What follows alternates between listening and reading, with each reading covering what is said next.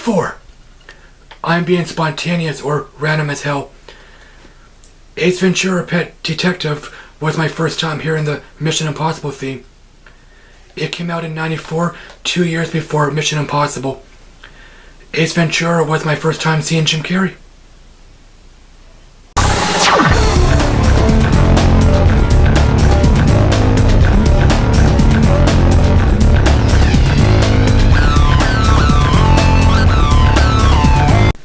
Mission Impossible Fallout stars Tom Cruise, Simon Pegg, and others. Ethan Hunt and his team are searching for stolen plutonium after a mission gone wrong. Christopher McQuarrie wrote and directed Fallout. His previous movies include Mission Impossible: Rogue Nation and Jack Reacher. He's the first person to direct 2 Mission Impossible movies. Maybe it's pointless saying this, but I was really excited for Mission Impossible Fallout. I'm a huge fan. People hate Mission Impossible 2. I think it's okay. I've seen it 3 times, which is enough. I barely seen the TV show. I tried watching the Leonard Nimoy episode, so yeah, I wasn't being fair. Rogue Nation was my favorite till I seen Fallout. I'm sure a lot of people feel Fallout is the best, and yeah, I understand why some feel Ghost Protocol is the best. Tom Cruise is a legend. Maybe the odd person called him a god. He's 56, and he's still doing these awesome stunts. Maybe he's gradually slowing down. He hurt his ankle. That shot was in the trailer. Cruise is fearless, maybe a little crazy. I don't care about his personal life or his Scientology. Ethan Hunt is still the same character.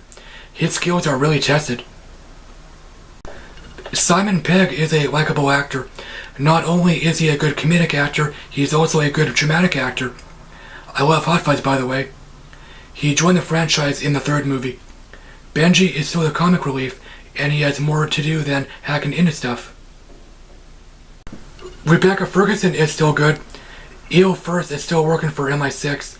She joins Ethan's team. I won't say why, of course. Yeah, she's still involved in the action. There's still tension between her and Ethan, maybe some sexual tension, because there's a romantic undertone. Henry Cavill was great. He's badass and charismatic. I guess everyone agrees on that. August Walker is a calm, ruthless CIA agent forced to join the team. He and Hunt don't get along because they have different ideologies. It's like James Bond teaming up with Ethan Hunt, or James Bond teaming up with Jack Bauer. Let's quickly talk about Henry Cavill's mustache. It was controversial. It gained a lot of press. It was a stylish choice. It was Cavill's idea. He actually regrets it because of the reshoot troubles. Maybe some DC fanboys actually feel it ruined Justice League. I watched a prologue again yesterday. His face or upper lip looked awful. Jeremy Renner was in the last 2 movies. He played William Bratt. He couldn't do Fallout because he was busy with Take, which was hilarious. I heard it bombed. I naturally assumed he would be mentioned in Fallout, but he was never mentioned. Fallout isn't another standalone movie. It's a direct sequel to Rogue Nation. A few characters were introduced in Rogue Nation, and they return here. A direct sequel was going to happen sooner or later because this series became a saga starting with Ghost Protocol, hence the subtitles rather than continuing using numbers. Not for nothing, but the Fast and Furious franchise became a saga starting with its 4th movie. Maybe the producers of both franchises were influenced by TV shows. Fallout is another globetrotter, but it mostly takes place in Paris. Oddly enough, I read an interview with McQuarrie last year. He claimed it's not a globetrotter because it's darker than the last 2 movies. Maybe the script was rewritten during filming. You know, scripts are blueprints. Fallout is darker, but it's not the darkest of the series. It has some humor and heart. Benji and Luther are the comic relief. The stakes are high. You certainly feel the dangers of the mission in the spy world.